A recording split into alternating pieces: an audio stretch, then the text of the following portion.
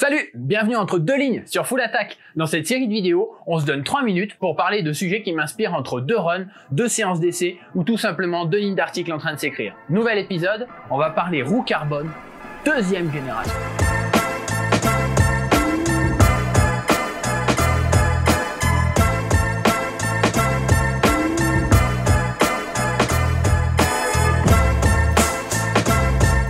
Alors, qu'est-ce que j'entends par 2e génération?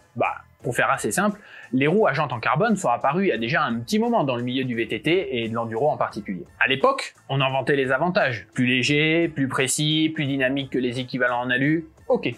Mais avec le temps, on s'est surtout rendu compte que les premières roues carbone étaient plus raides, moins confortables, et parfois plus fragiles aussi, bref, pas le bon compromis. Pourtant, les supposés avantages du carbone, on les connaît. Sur Full Attack, on y a consacré une longue enquête. Pour faire simple, c'est une matière à 2 composants. Les fibres et la résine. On est censé maîtriser les caractéristiques de ces 2 éléments et leur disposition. Si bien que normalement, si tout se passe bien, on doit pouvoir influer sur le comportement final du matériau et notamment lui procurer des caractéristiques différentes suivant les directions. Bon, ça, c'est en théorie. Mais dans la pratique, ça demande pas mal de ressources en calcul et en développement et dans le milieu, il n'y en a pas tant que ça. Donc ça avance pas à pas, génération après génération. Vous me voyez venir? Ces derniers temps, j'ai découvert différentes paires de roues carbone sur des vélos d'essai. Et petit à petit, je me suis rendu compte que certaines commencent à avoir un discours qui va au-delà du cliché léger, rigide, facile. Et puis d'autres sont sorties avec sur le papier des arguments allant dans le même sens. On est en train petit à petit de bénéficier d'une nouvelle génération de roues à jantes carbone qui, en plus d'être légères et dynamiques, sont aussi plus confortables et solides. Pour moi, ça a commencé avec les Zipp 3.0 Moto. Vous savez, ces roues du groupe SRAM qui ont des jantes en carbone épaisses mais simples parois et qui chevillent autour des têtes de rayon. Clairement des roues carbone plus confortables que la moyenne, mais pas parfaites non plus, frontalement et sur l'angle notamment. Qu'importe. Dans le même temps, on a aussi vu arriver les DT suisses EXC 1500. Et là, sacré progrès de la marque quand on sait qu'avant, c'était les XMC 1200 qui devaient faire le boulot. Clairement trop raide en enduro. C'est pas encore tout à fait ça frontalement, mais les EXC 1501 se démarquent sur l'angle et latéralement.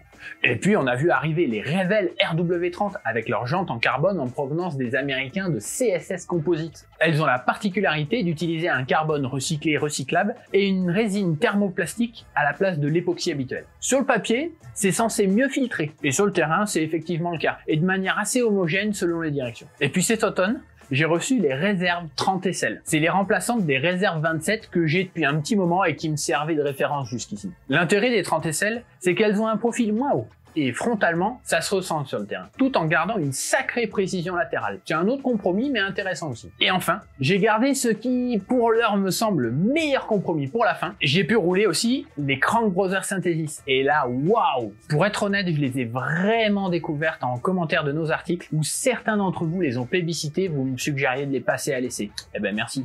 Vous avez bien fait. C'est pas encore parfait, mais ça va dans le très bon sens. Notamment parce que le profil de la jante est très bas, que la roue avant et la roue arrière sont différenciées, roue avant complaisante, roue arrière plus dynamique, et que jusqu'à maintenant, c'est le meilleur compromis que j'ai trouvé. Bon, tout ça, ça mérite de s'y pencher plus précisément. Je vous y consacre un dossier complet sur Full Attack. En attendant, je voulais vous en parler parce que d'abord, je sais que, notamment en ce moment, c'est pas évident de mettre la main sur une paire de roues à ce prix-là pour se faire une idée. Alors, vous imaginez en réunir plusieurs au même endroit, au même moment pour comparer. Mais bon, j'ai réussi et le résultat est prometteur. Je sais pas vous, mais moi, j'ai l'impression que jusqu'à maintenant, il y a un décalage entre le potentiel du carbone sur le papier et le réel avantage qu'on en tire vraiment sur le terrain. Je trouve que ça met du temps à se développer. Et ben là, ça y est, c'est un signe de progrès. On l'a déjà noté sur certains cadres ces 18 derniers mois, et là, ça arrive sur les roues. C'est dans les tuyaux. Donc on risque d'en reparler régulièrement sur Full Attack, notamment en commentaire de cette vidéo. Je n'ai pas roulé que les roues dont je parle ici, mais parmi celles que j'ai pu tester, c'est celles qui ont retenu le plus mon attention. Alors si vous avez des questions sur celle-là ou sur d'autres, n'hésitez pas.